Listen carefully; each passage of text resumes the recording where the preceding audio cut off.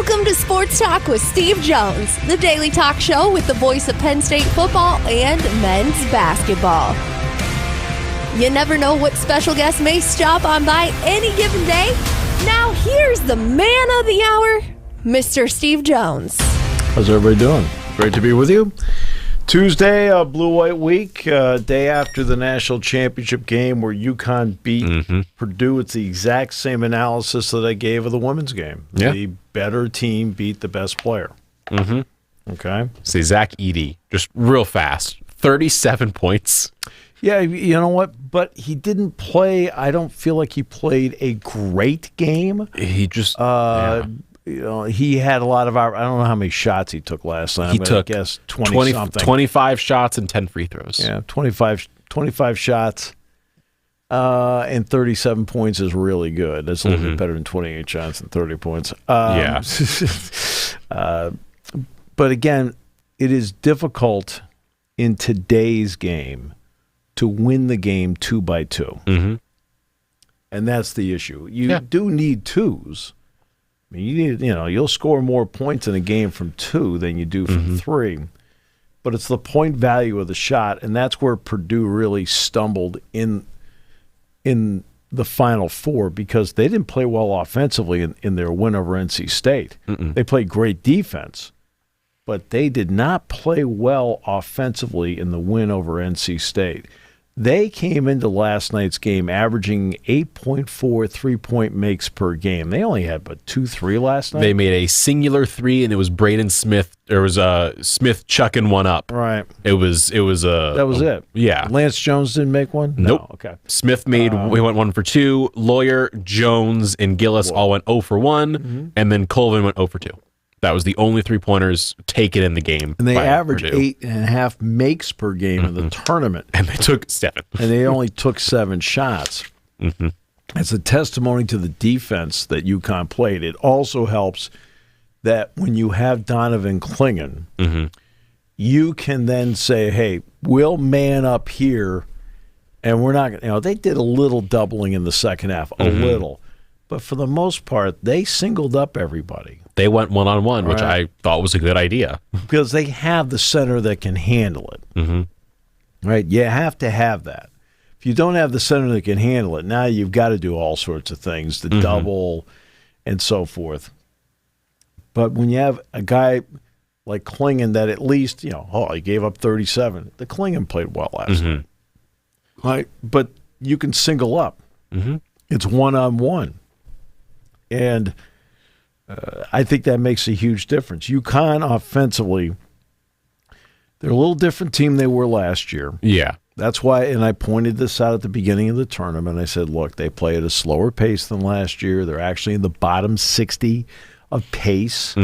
But what happens is as they're working the shot clock, the movement of the basketball is outstanding. They had Purdue running all over the place last night as they work to get the best opportunity, and it's bang, bang, bang. And it's all over the place. Purdue is very Braden Smith centric. And of course, I had to laugh when they said, and you notice they want to turn him left. I'm like, over here in the back. I would say this for 2 years. But again, I'm broadcasting games in the league too, so you see it every day. I know what's going on,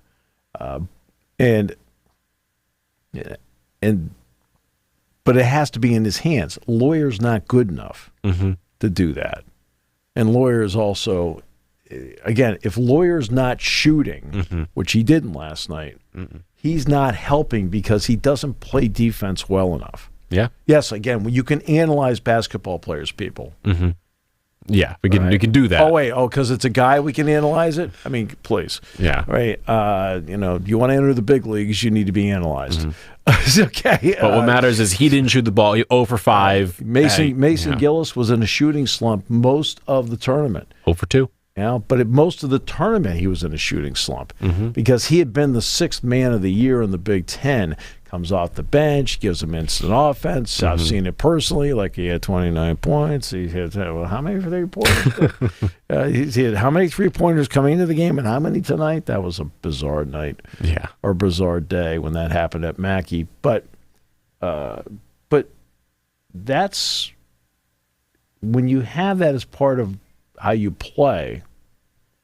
And I don't know if it's the dome effect. I don't know. It is different shooting at a dome. There's no getting around it. Now, it doesn't mean that other guys other guys seem to have no problem in there. But Purdue did not shoot the ball well at all in either game. Talk about bad timing. But that's a fact. And UConn's defense was the big reason why.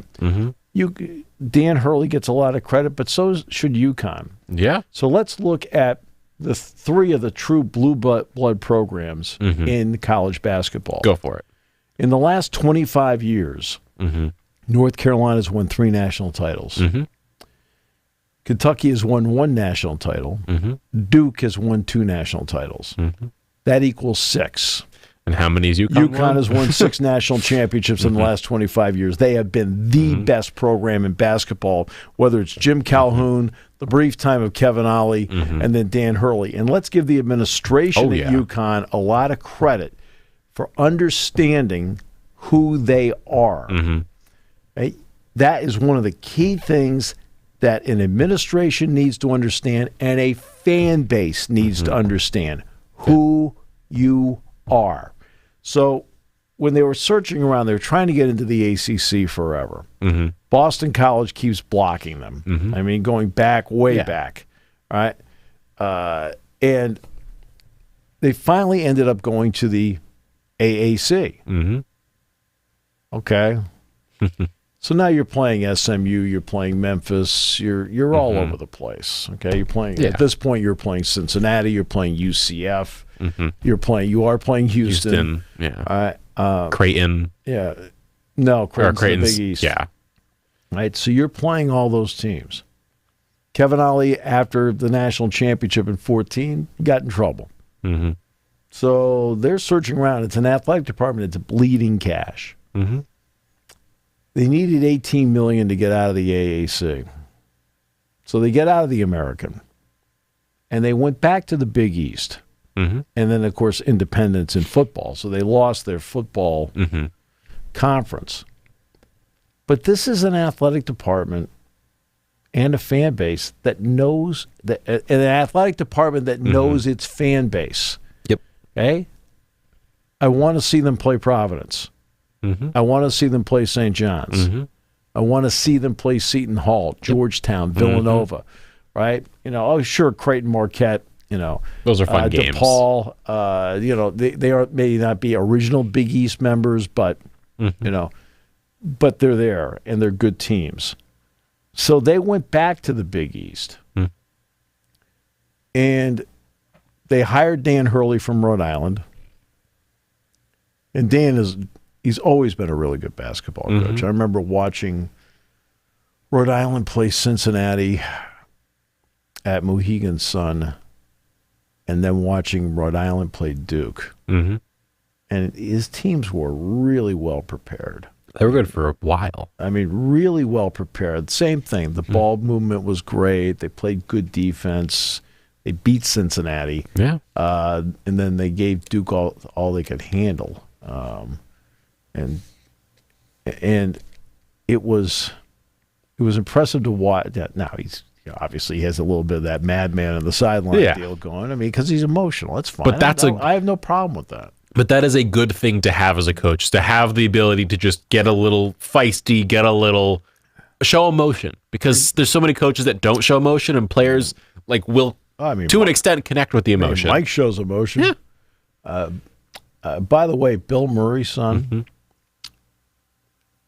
quietly goes about his business, and a lot of people think he's head coaching material. And don't discount him just because he's his own man. I don't know him at all, but by all accounts, he's his own man. He's the one that had the scout for the regional final. I think he had the scout, and it was they raved about it for UConn. Yeah, so that would have been what, Illinois? Yeah, he had the scout for them, right? And he clobbered him. You're right. I mean, 25. Right. Now, Illinois helped out by being Illinois. By just being who they are. But he's recruited well. He's been selective in the transfer portal. Mm-hmm. Newton is obviously Exhibit A. Cam Spencer's Exhibit B. Mm-hmm. He needed a point guard. He got Newton from East Carolina. Now, even though there were doubts about him, Mm-hmm. in January last year when they played 500 basketball in the Big East. Yeah. He then came out of that, and the stretch run was great, had a really good season this year. Cam Spencer, I knew. I mean, Mm-hmm. Yeah. you know, I saw how many Cam Spencer games did I see last year. Right? You're like, this guy is what they need. He's the outside shooter, the outside presence that will free everything up. Stefan Castle, a great recruit. Yeah, 12th in the nation. Stepped in. Going to be good. Diarra's the sixth man of the year in the Big East, like Gillis was the sixth man of the year in the Big Ten. And they've won 6 titles. Mm-hmm. They've won 2 at Hurley. But again, they understand who they are. They're fans, and they understand who their fans think who they are. And I give them a lot of credit as an administration for saying, okay, you know what? This is who we are. Yeah. Like Gonzaga's like that. They seem to understand exactly who they are. Which is good. Right? It's a good thing to do as a program. No, I'm saying Yeah. that means when you have that understanding, that means that UConn basketball is pulling this rope in the same direction with their fan base, which means they're pulling the rope in the same direction with their donor base. Yeah. And that's what when we talk about alignment, you know, board, president, athletic director, the other part of the alignment, though, has to be the fan base has to be sitting there and the donor base has to be sitting there and pulling the rope all in the same direction. You know, Purdue has that in basketball. There's no question about that. Matt Painter has done a great job. Don't let defeat in the title game mean like, well, they can't get it. Look, the whole thing was can't. Every time you turn around, you're always told can't on something, right? Only one team out of 363 wins, okay? And, well, they can't get to the Final Four. Now it's going to be, well, they can't win the championship. Okay, I mean, one team does it. I got it. So what does this mean to Zach Edey's legacy? Or what does it mean to Caitlin Clark's legacy? They didn't win titles. It's dumb. It's absurd. Everybody knows that's listened to me for years that I think the legacy thing is just it's ridiculous. Dumb. When it's brought up, legacies are what do you think of somebody 10 years afterward? Yeah. Okay, then you start going, hey, wow, you know what? Brady was a great player. Hey, wow, Joe Montana was a great player. Bill Russell has a legacy. Larry Bird and Magic Johnson and Michael Jordan all have legacies. You know, Rosie Ruiz has a legacy. Well, that's a different story. She's the Boston Marathon runner. Marathon's coming up. Yeah, and speaking of this title game, there's one other note, it's kind of big, that happened this year, and I want to get your thoughts on it, which is they changed broadcasters. Jim Nantz had been doing it for years. Yeah, and this year, Ian Eagle took over. He was great. He was awesome. He had great calls. He did everything well. He is like the base model of what you want your broadcaster to be. He's awesome. He's so good. He's a platinum standard broadcaster and has been for a long time. It just turns out he's in that chair now. Yeah. He's worked his way through. And, you know, anybody who listens to a Nets game loves him. Football, people love him. Sounds great. Basketball, he really can do anything he wants. He's just really good at it. He's well prepared. He knows what he's seeing, why he's seeing it, and he also knows how to make the people around him better. Bill Raftery's excellent. Grant Hill's getting better. Yeah. Okay. But he has the ability to make the people around him better. He does the same thing on the NFL. He makes the people around him better. Now, Charles Davis is terrific to begin with, and also one of maybe the 20 nicest people on the planet. We've had, I mean, I've talked to Charles so many times over the years. He's just an absolutely great guy. But Ian Eagle was great, and with all due respect to a great broadcaster in Jim Nantz, I don't, because of Ian Eagle's performance, it wasn't like you weren't pining for the old days. Yeah. You know, with all due respect to Jim Nantz, who did an awesome job, I'm just saying The next guy that sat in the chair may go, hey, he's pretty good. You're going from an A+ to an A+, Right, and there's no complaints about it whatsoever. Right. No, it's not comparing one to the other. Jim Nance, Iron Eagle didn't force him out. It's greatness to greatness. Right? That's what it is. But when he decided to retire from this part of it, they picked the right guy. Okay, so he was absolutely phenomenal. I've never met him. I've met his son several times, but I've never met him. And in fact, I forced you to meet Noah. I technically had met him in college once. You begged. Oh boy. You begged. Can I meet Noah? I said, Hey, Syracuse. Okay. The Orange stay together. Except I didn't bring him over. He came over. Actually came over to say hi to. Whatever. Yeah. Say hi to you because you're the star. No, I'm not. It's you and it's of course analyst Dick Girardi, everyone's favorite person in the world. Can't forget him. Dick Girardi, analyst. But Ian took over this year, and I don't. For some reason, people I don't think understand just how good he is, and he's just awesome. I think people do. I feel like there are a lot of they don't like. I'm sitting here listening to the game and the things he's saying and the way he's portraying the game and talking about it and also his calls. Yeah. I cannot remember a single time I haven't enjoyed an Iron Eagle broadcast. He's having fun, which is something that I think a lot of people take for granted is you're doing something fun, but he's having fun doing it. And he just sounds just like he's having a great time calling this game. Some of the calls he makes for Klingon last night or Edie, it was just he's amazing. We'll happily sing his praises all day. Sorry. Well, I mean, the difference is now he's in the primary chair. In the NFL, he's not in the primary chair. He's in one of the top chairs, but so he's not the one calling on TV the Super Bowl. He's not on TV calling the NBA Finals. He's not the one on but now he's calling the college basketball men's championship final, and he's just. He has earned it. He showed everybody why he earned it. And they are in good hands at CBS, TBS, with having him going forward for a long period of time, that he'd be the voice of it. He really is a special talent. He is a special talent. And the last note on the tournament and the title for UConn is Dan Hurley has stated he wants to stay and he's going to stay at UConn. He wants to make a dynasty here. So he's staying in Stores, which means he is now, quote unquote, out of the Kentucky sweepstakes. Nate Oates last night put on Twitter and social media saying he has reaffirmed his commitment to Alabama. To what that means, we don't know. Of course, it means he wants to try and stay. So it looks like probably Scott Drew is the big name out there. We discussed it yesterday from Baylor, who is the #1, quote unquote, pick for the Wildcat job. He got one of the worst technicals I ever saw in my life at Madison Square Garden. Oh, God. Don't bring up MSG. That's a sore subject for college basketball this season. It was the 2009 NIT championship game, and he took his jacket off and threw it back, and they teed him for it. What are you doing? He threw it in. He didn't throw it on the court. It's absurd. Now, did it help Penn State? Sure, it helped Penn State. Penn State won the game. They beat Baylor.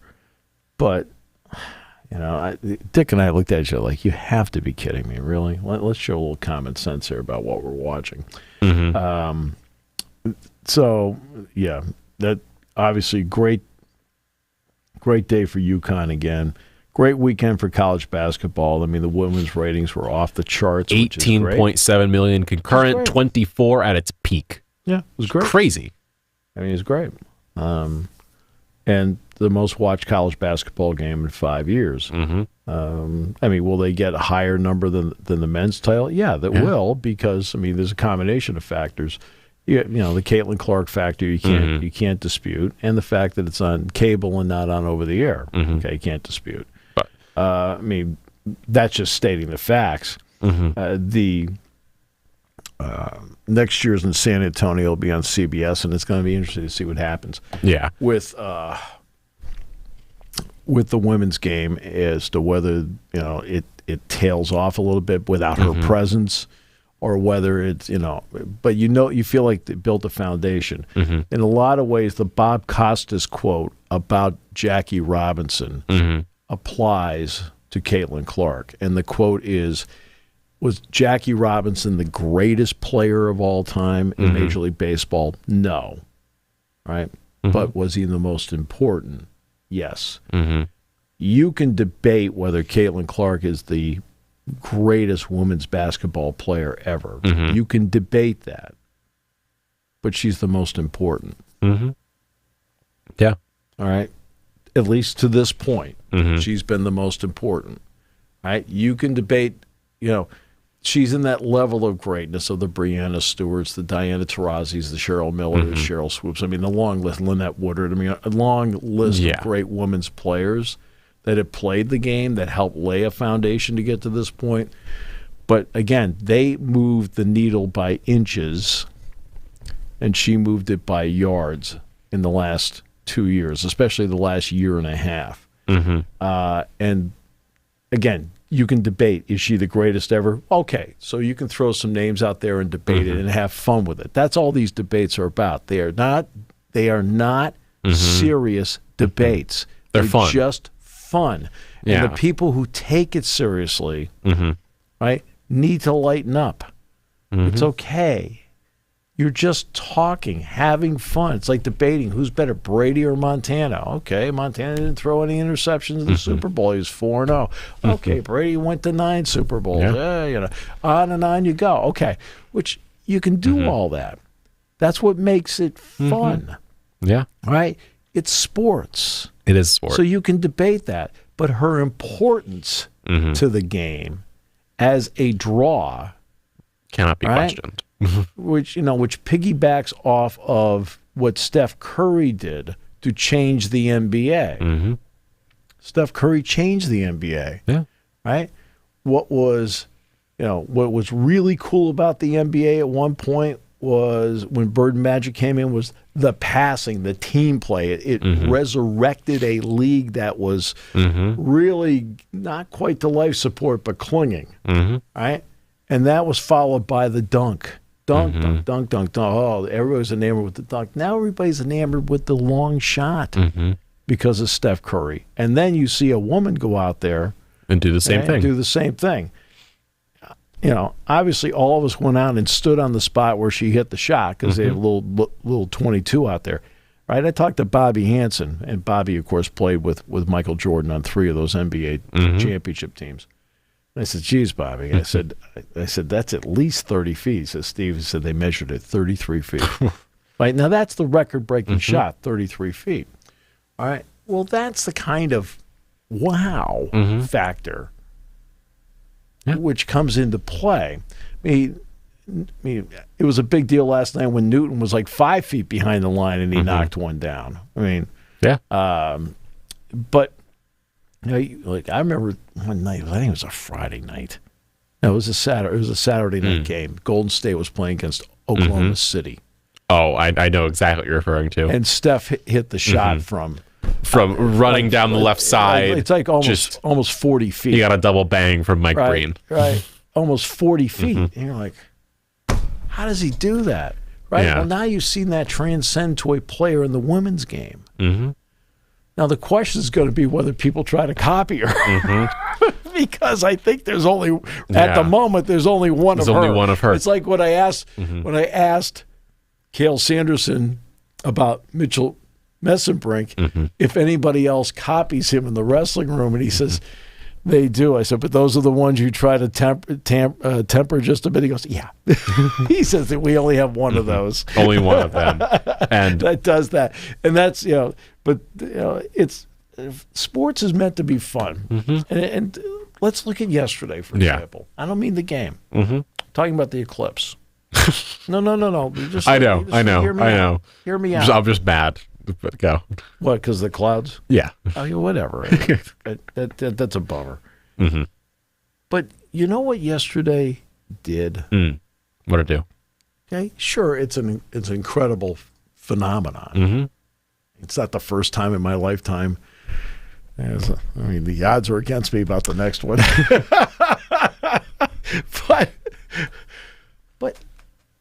everybody went out and had fun. Mm-hmm. It was a big party. Mm-hmm. It was a big party in Texas, a big party in Arkansas, in Indiana, in Pennsylvania, in upstate New York, and in Cleveland. Across the Northeast, people went up to Vermont, people went to Maine, and they all came together and had fun. I've said this once. I've said it 200 times on this show. Mm-hmm. It's okay to have fun. Enjoy life. Have fun. The Blue-White Game's coming up this weekend. Bring your family. Have fun. Hang in the parking lot. How dare you say fun, Steve? How dare you insinuate people need to have fun with life?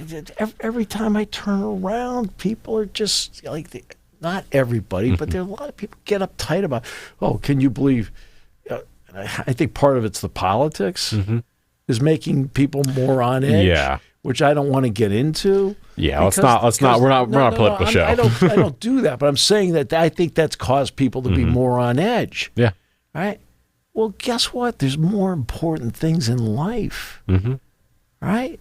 Where you get, and part of the more important things in life is having a good time, having some laughs, doing something together as a community. They all came together by looking up at the heavens, right? To see the moon cross in front of the sun, right? And guess what? People had fun doing it. They did. It was great. Now, whether it was cloudy or whether it was perfectly bright day like it was in Carbondale and in Bloomington yesterday, great. But people had fun. The Blue-White Game's coming up this weekend. Go have fun. Go tailgate. Enjoy the day. Bring it in. See some football, right? Make some analysis of the game. Come back out. I think this, I think that. That's great. That's like, I mean, do you think I take too seriously?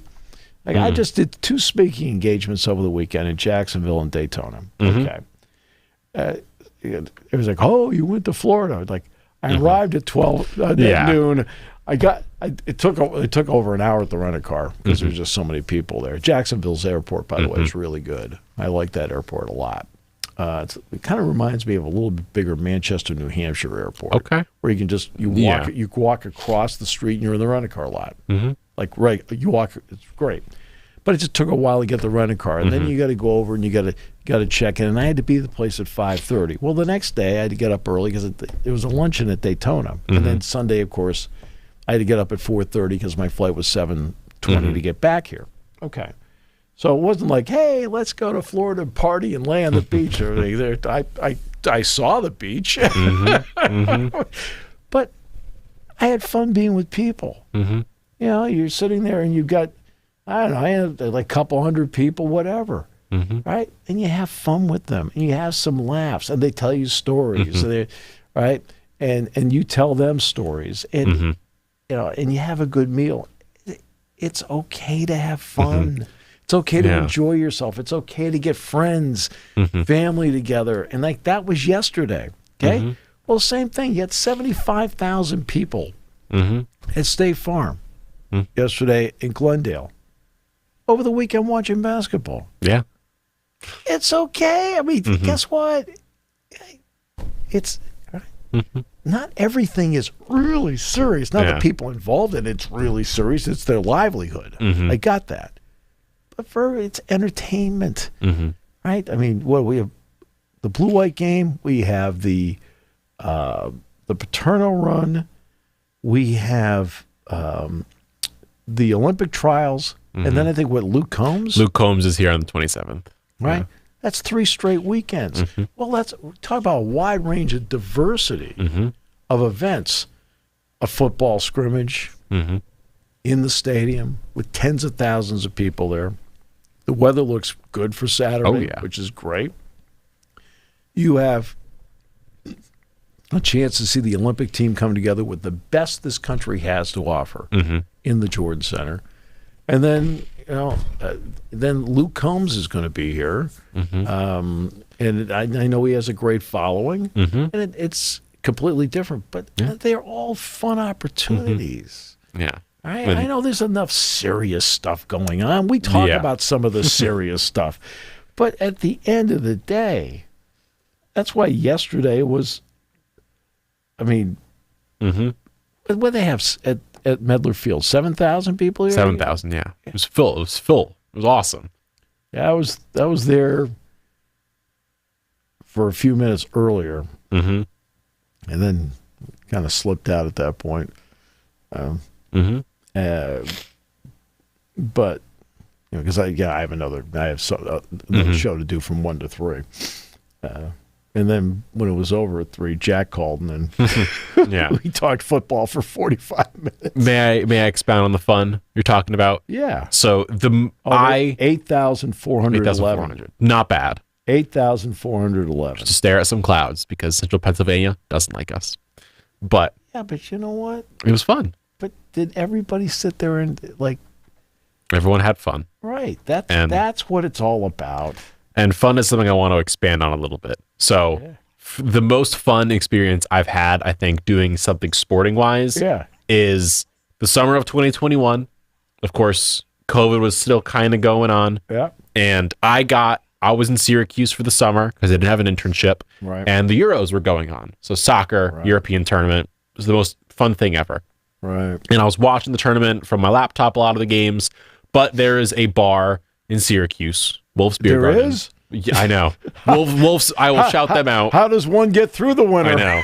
But Wolf's Beer Garden, they have all the soccer games on. They put them all on, and I went there and I watched the England-Denmark game. I had just turned 21 a couple months prior. You weren't allowed to watch England and Denmark until you turned 21? But I was there, 21 years old, watching this match, and it was me at like 11 a.m. with a fully packed bar, watching this game, just having fun with people I have never met before. Right. I have never met any of these people before, and we are just all having a great time watching England win 2-1 on penalties, I think, against Denmark. It was just the most fun time.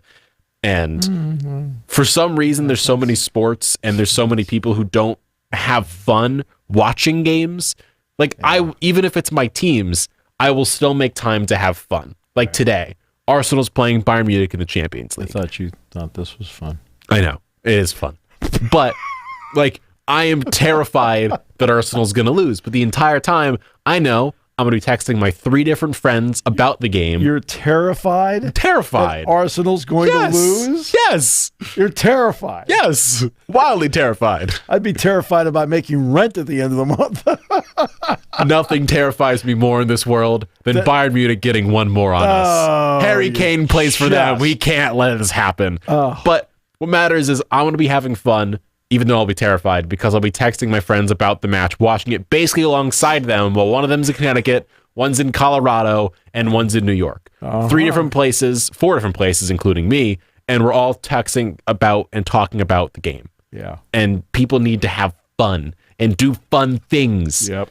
Because who thought fun would be, I don't know, fun? Well, I know. It's craziness, Steve. It's wild. It's almost like sacrilege to talk about having fun. It is sacrilege to talk about having fun. And speaking of fun, I wanna ask you a question. So, next season, 2025, basketball. Yeah. Give me your way too early. How dare you make me do this? Prediction for the men's and women's tournaments going forward to next season. Who are you excited to watch? Well, let's go with this. Who are you excited to watch next season? Are you going to be watching, and not including Penn State, not including us, because we'll break them down throughout the summer going into next season. So not including the Nittany Lions, what players, what teams in men's and women's are you most excited and intrigued to watch? Let's see. Well, let's start with Duke, with their highly rated recruiting class coming in. Cooper Flagg. And Cooper Flagg from Maine coming into play. It'll be interesting to see how quickly they adapt to the college game. Uconn is still going to be an interesting program to watch. It's going to be interesting to see if Alabama can follow up on what they did. So much is dependent on the transfer portal these days. You used to be able to get a really good feel for, hey, they got these players coming in, these players coming in. In the Big Ten, Well, there's a note in the Big Ten real fast before you get there. There's nothing. I mean, the Big Ten, I think, is going to be more about who the new teams are coming in and the impact that they have and what the travel impact happens to be. Like you mentioned Cameron Brink the other day, not going back to Stanford because she didn't want to be traveling to the East Coast every other week to play in the ACC.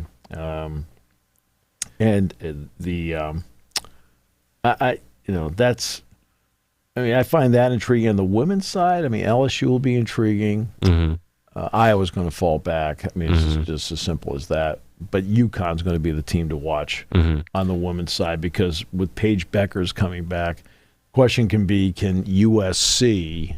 Can Juju Watkins improve? Well, it's not just a question of that. Remember that when you change conferences, right? And I learned this the first year when Penn State went into the Big Ten. When you change conferences, you now, as a coaching staff and as players, have to learn everything. And you have to do it from scratch in many ways. In other words, what's the scouting review? Like, we don't play Penn State. We never have. We don't play Rutgers. We don't play Michigan State. We don't play Indiana. We don't play Iowa. We don't play Nebraska. And that coaching staff is going to have to learn everything. Yeah. And this is why I know people are like, you gave Kelvin Sampson credit. Yeah, I gave Kelvin Sampson credit because one of the reasons why I voted Mark Turgeon, Big Ten Coach of the Year in Maryland's first year in the league, is that they were right up there in the top two. Yeah. And they had to transition in the first year, and that coaching staff, just like Kelvin Sampson's staff with the Big 12 this year, had to learn everybody. So let's give you an example. Penn State, when they made the transition in, I talked to Joe about this, and Joe said, he says, Steve, I could throw up a video of, at that time playing West Virginia. He said, and I could look at that video of the left tackle at West Virginia who, quote, started against us last year. And I could say, okay, he's about the same. He's a little bit better. His footwork seems better, we attacked him this way. I can see that, that he's handling it better or he's still handling the same. He said, and you can get a read from that. He said, you can get a read on that on most of the players you see on the video, and then you really have to then lock in on the guys that you haven't seen before. Okay. He said, when you go into a new league, you have to learn everybody. You have to learn everybody. And that'll be the issue the four new schools have coming in. The schools in the Big Ten currently have to learn them. But they're only learning four versus the other way around. They have to learn 14. All right. And that'll be one of the interesting aspects. It'll be the same thing for Texas and Oklahoma going over there. And it doesn't really matter about SMU. Stanford and Cal, they can whatever they do, whatever they want. I want to bring up a little bit of the recruiting stuff now as well, because we're talking about basketball. So, of course, Cooper Flagg going to Duke alongside Isaiah Evans from North Carolina. They've both gone to Duke, both top 10 guys. The one guy in the top 15 or top 20, I believe, who has not committed technically is Liam McNeely. So I don't know if you've kept up with this. I have not. But he committed to Indiana, and then Mike Woods announced he was returning, and he, the same day, then decommitted. So, I going into this season, I'm presuming Woodson is on the hot seat of some capacity. I'm guessing there's a few coaches that are going to be on the hot seat in the Big Ten with also the changes to the tournament where now 15 of 18 get in. So the numbers and the math is just going to be different. That 15 out of 18 is... You're going to see some firings happen, I presume. You automatically put three coaches into the hot seat that's going to make it tough. And this idea of everybody has a chance to qualify for the NCAAs is not true. It's not true because in a situation like this, and I think it's going to happen in other conferences as well. Oh, yeah. Where they become so big, can you make it happen? And I don't know. I'm not. The 15 out of 18 doesn't light me up. Not that I think Penn State's going to be in the bottom three, because I don't. Mm-mm. I just don't like it. Yeah. I just don't think that's the way it should be. Mm-hmm. Well, I am intrigued going into this season. Just if you look at, let's say you take the bottom three teams from this past season. So if we're not including the other four coming in, the bottom three teams from this past season: Maryland, Rutgers, Michigan. Of course, Juwan was let go from Michigan, so that happened. Dusty May will bring in, but we'll bring in some recruits. We know that there are two primary recruits at Rutgers that will change. They think the trajectory of what they're doing. Maryland, I can't get a read on. No one can. The thing is that I'm not going to get into everything I know, so I do have some read on Maryland. but like Maryland's an interesting case. Yeah. But the big question for me is Piscataway, is what's happening with Rutgers. Because, of course, they're losing their recruits, but also they're getting in the number 2 and number 3 recruit in the nation. They're getting Ace Bailey and Dylan Harper. They're getting both of these guys in, which, is something, because Ace Bailey is projected to be a top 5. He's projected to be a lottery pick. Same with Harper. Yeah. They're both really, really good. Yeah. They chose Rutgers. So all of a sudden, you've got 2 highly touted recruits coming in, 2 of the best recruits in the nation this year. Mm-hmm. The floor for them is going to be a lot higher than it was this past season. And there's going to be a lot more expectations for them as well. Because there's a certain level of you've got these 2 recruits, these 2 guys should be doing it, of course. And that's ridiculous because they have to get used to the college game. Instead of going up against guys who are respectfully built like me, they're now going up against guys who are not built like me. They're going up against actual NBA players, or actual college players. I know. Hey, I can defend well, but I am not that good compared to a player for college. Really? It's just how it works. I know. It's surprising and shocking. But their standard is going to be higher. There's going to be a higher level of intrigue going into Rutgers this season. Well, the fans fill that place up. Yeah. They did not have a good season. That place was sold out still every game. But they, first of all, Steve Peichel is a good coach. So let's start with that. And we'll see how it meshes together because they are going to have to get a point guard. Right? I mean, Harper's a point guard. Right. But, he would be there. But Simpson is out. There's going to be no break-in period. So they need to have a point guard, right? And you don't know if he can play it until he actually gets in there. There's certain guys that come in there and go, no, can't play it. And you'll find out. That's, Ohio State has done a good job, but they retain this guy. Bruce Thornton's coming back, and Okpara's coming back, and then all of a sudden the news came out that Roddy Gale is not coming back. He's transferring. Oh, and Zed Key's leaving too. Okay. See, this is the way it is. In college basketball today. There is going to be somebody that's going to want Roddy Gale. There's going to be somebody hey, for 1 year, let's bring in Zed Key. He'll stabilize us up front. He's 6'8". He's kind of like a tweener, to be honest with you. A player I've always liked, but always has been injury prone. But see, that's the nature. Pharrell Payne, we keep this group together. We're going to be terrific. Then he puts his name in the transfer portal 3 days later. We're like, okay. And he's visiting Indiana right now. So, that's projecting next year.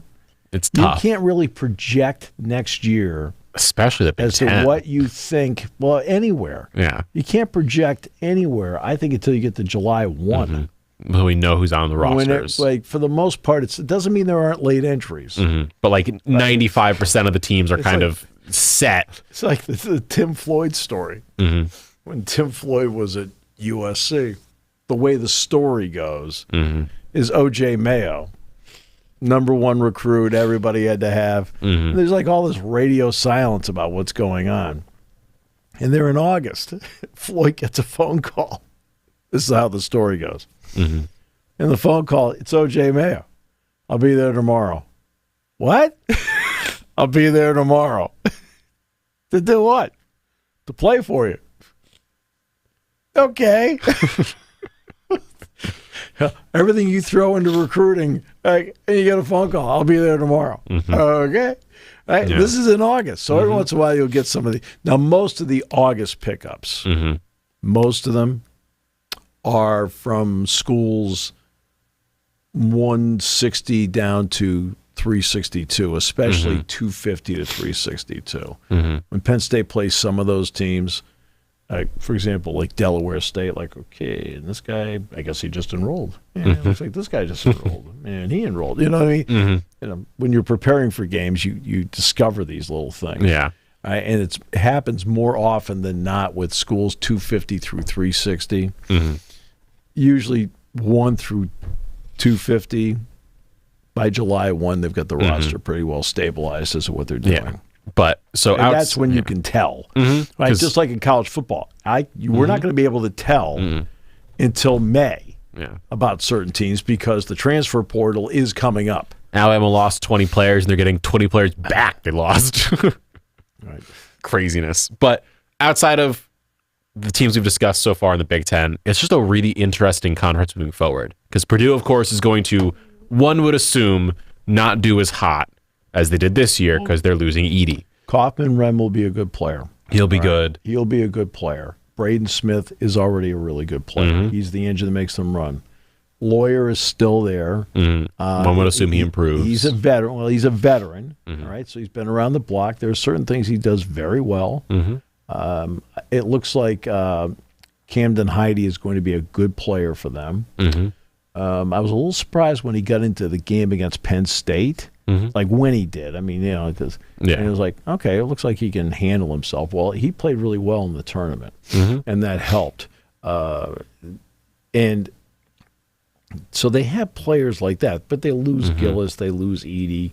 You lose that kind of presence. Like Caleb First is a guy that has just never really been able to get going there. Will Berg. Will Berg is a huge man. Right? So let's see what his role now is with Zach Edey moving on to play professional basketball. And then, that's where they are. Indiana.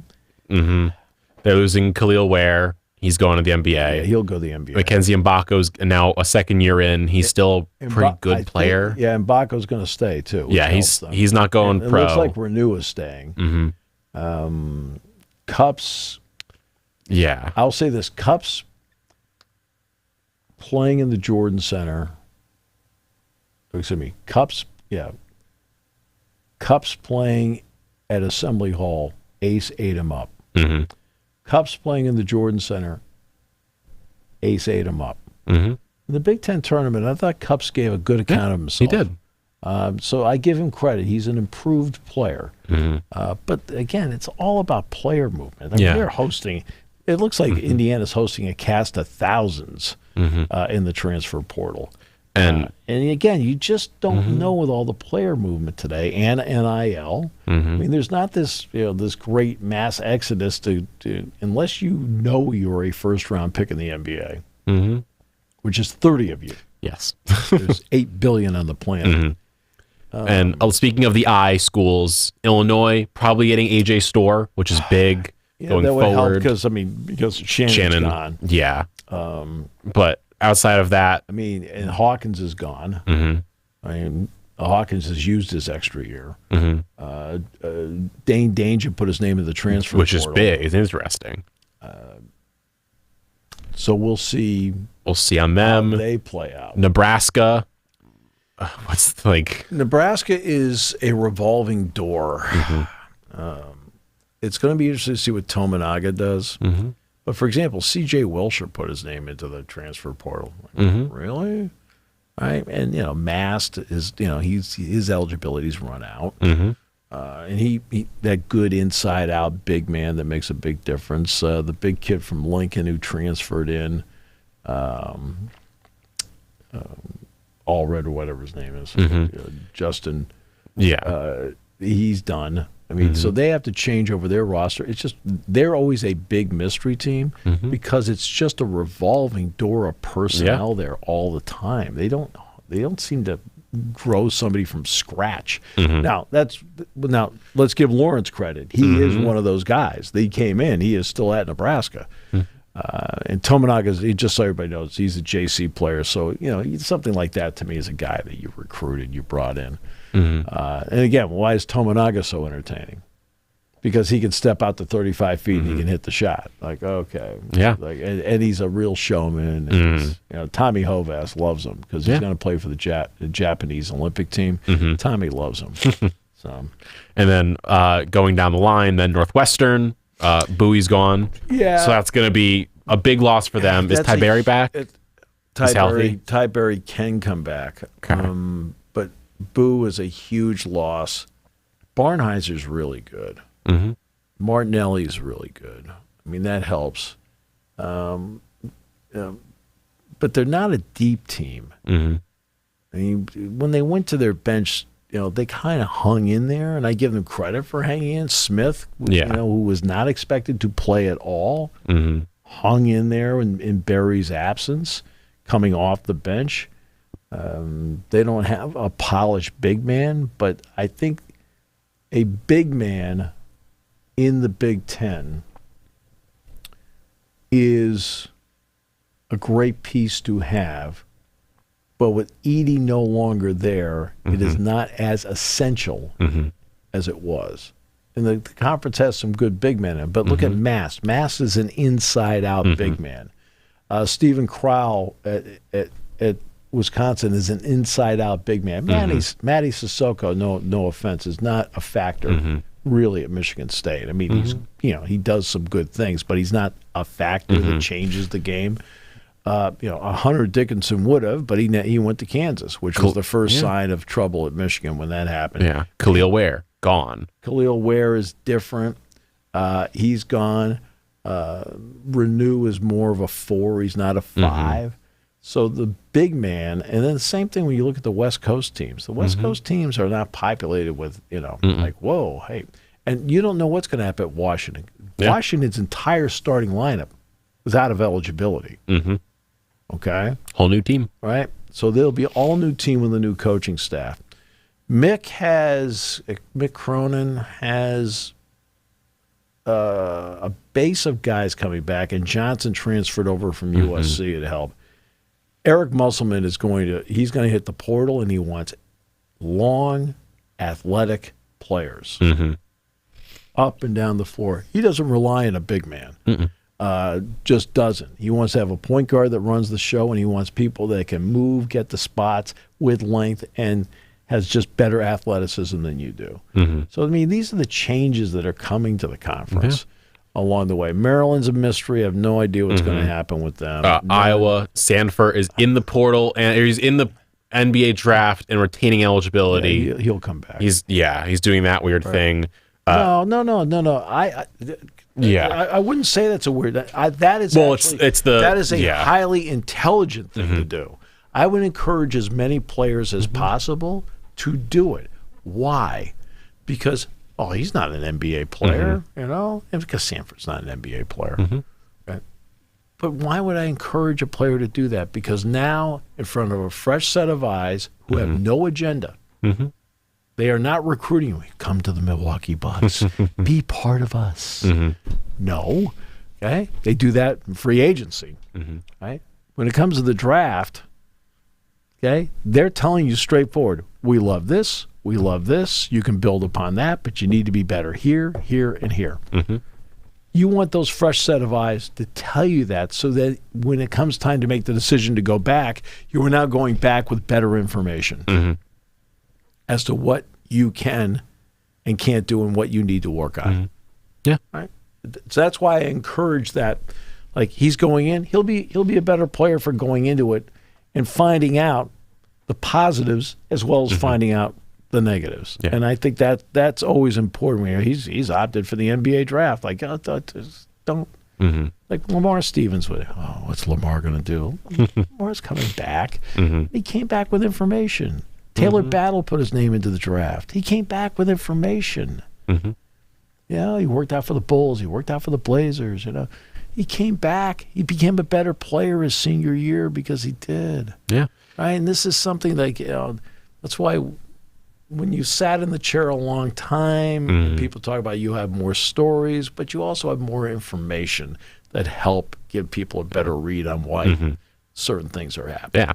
And the last three teams to discuss in the last few minutes here, Wisconsin, Michigan State, and Minnesota. So Wisconsin losing Storr is big. That's huge because he's a different player than anybody else they have. Esigian also is in, but Esigian was playing less. His problem, his plus is fabulous shooter. His minus is he's not an A+ defender. He's more in the C plus defender, which is that coaches value that. And for example, why is Lamar still in the NBA right now? Because he's a good defender, right? It's valued on the next level much more than people realize. And the last two, now Hepburn, I think is back, right? Which is a big plus for them because they need somebody to run it. He's a good defender. Michigan State is interesting. Yeah, they're interesting because we all know Tom does a great job. They don't have a big time center, so you start there in the league. Losing,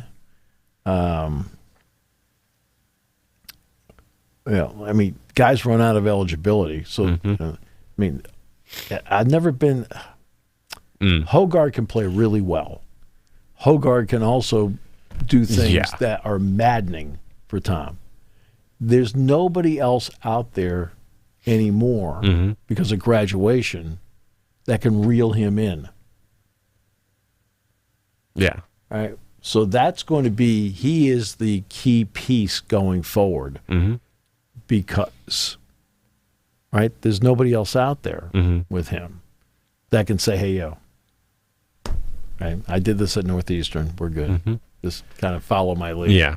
I'm intrigued by Cone Carr and how he improved because he was a very highly touted recruit. He did some things. He's a high wire act, great finisher. I think he can become a decent shot blocker, but he doesn't have a face-up game, right? So he's still pigeonholed into that one-trick area. And then what was the other team? It was the last one was the Minnesota Golden Gophers. The Payne thing threw me for a loop. I didn't think Payne was going to leave. That changes that team in some ways. And Hawkins is not coming back as the point guard. He was the engine. So they're going to have to retool there as well. And then also, I think Ben Johnson did a good job with them. He did. And lastly, by the way, I forgot to mention them, the Iowa Hawkeyes. Of course, Sanford is in the NBA / could come back as we discussed.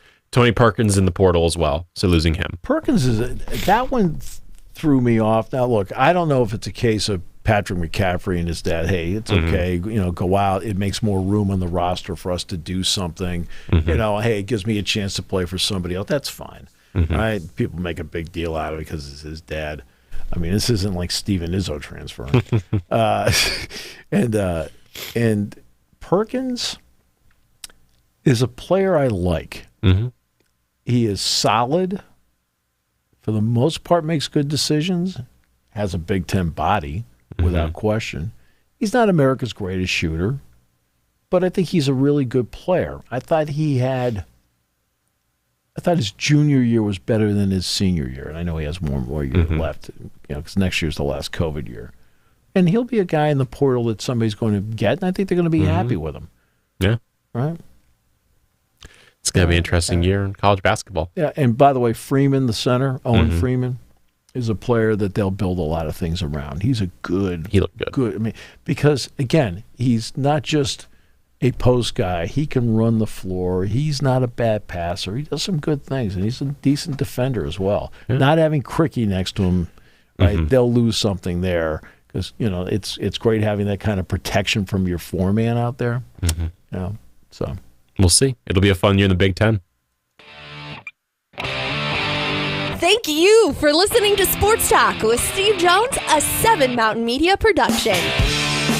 Come back at 11 every weekday for analysis of the latest happening in the sports landscape. From college football to European soccer, Steve and Kyle cover it all on Sports Talk